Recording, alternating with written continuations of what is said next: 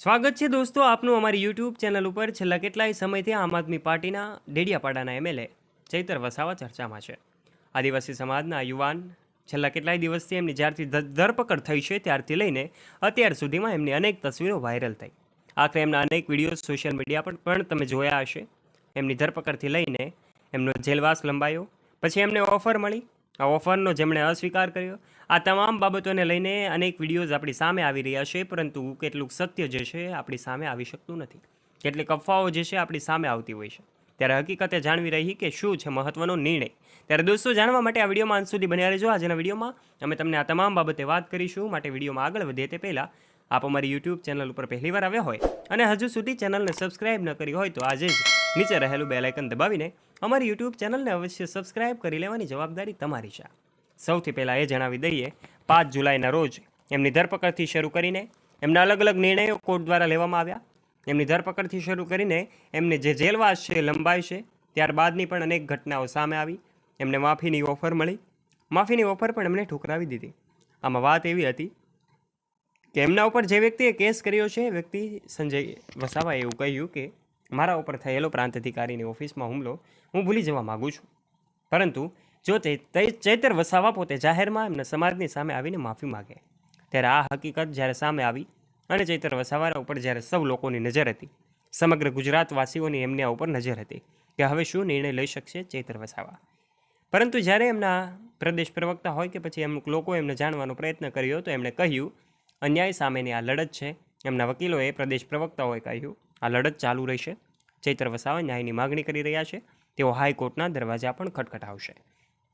ત્યારે દોસ્તો આ ચોંકાવનારી ઘટના તો ત્યારે બની કે જ્યારે આમ આદમી પાર્ટીના આ ડેડિયાપાડાના ધારાસભ્ય ચૈતર વસાવા જે છે એમના સમર્થનમાં લોકો રસ્તા ઉપર આવી ગયા। છેલ્લા કેટલાય સમયથી આમ આદમી પાર્ટી તો ચર્ચામાં છે જ, પરંતુ સાથે સાથે અમુક ચહેરાઓ પણ ચર્ચામાં છે। વિસાવદરમાં આયોજિત થયેલી પેટા ચૂંટણી કે જેમાં આમ આદમી પાર્ટીના ધારાસભ્ય ગોપાલ ઇટાલિયા બને છે, એમના પ્રચાર માટેની યાત્રા હોય, એમની સભાઓ હોય, એમના જન સમર્થન યાત્રા હોય કે પછી કોઈ પણ યાત્રા હોય, એમાં ચૈતર વસાવા જે છે સાથે જ હતા। એમના પ્રચાર માટેના પણ અનેક તસવીરો આપણી સામે આવી હતી, જેમાં ચૈતર વસાવા નજરે પડી રહ્યા છે। ત્યાં સુધી તો કંઈ પ્રોબ્લેમ નહોતો, પરંતુ જ્યારે ચૈતર વસાવા જે છે એવું આ પ્રચારમાંથી પૂરું થાય છે અને ચૂંટણીનો વિજય જે ગોપાલ ઇટાલિયા જે બને છે, ચૂંટણીના વિજયી બનતાની સાથે જ એમને જે કાંઈ પણ ચૈતર વસાવા જે છે પોતાના કામે લાગી જાય છે। પરંતુ પછી આ ઘટના બની મનરેગા અને ત્યાં જે કાંઈ પણ સાથે જ લોકોમાં ઉગ્રતાનો રોષ જે છે એ વધારે વધતો જાય છે અને દિવસે ને દિવસે આ વધી રહ્યું છે અને કદાચ આ આંદોલનમાં પણ ફેરવાઈ શકે છે। ત્યારે દોસ્તો હવે એમનો જેલવાસ જે છે લંબાવાયો છે, કોર્ટ દ્વારા પણ એવો નિર્ણય કરવામાં આવ્યો। આખરે એમની એક વિડીયો ક્લિપ જે સામે આવી, જેના પરિણામે ચૈતર વસાવાનો જેલવાસ લંબાયો અને જે કોર્ટની કાર્યવાહી છે ચાલી રહી છે, એવા સમયે સુનાવણીઓ થઈ રહી હતી અને હવે એમને ઓફર પણ મળી કે જો તેઓ માફી માગશે, પરંતુ એમણે તો એવું નક્કી કરી લીધું હતું કે ન્યાયની આ લડત ચાલુ રહેશે, તેઓ માફી નહીં માગે।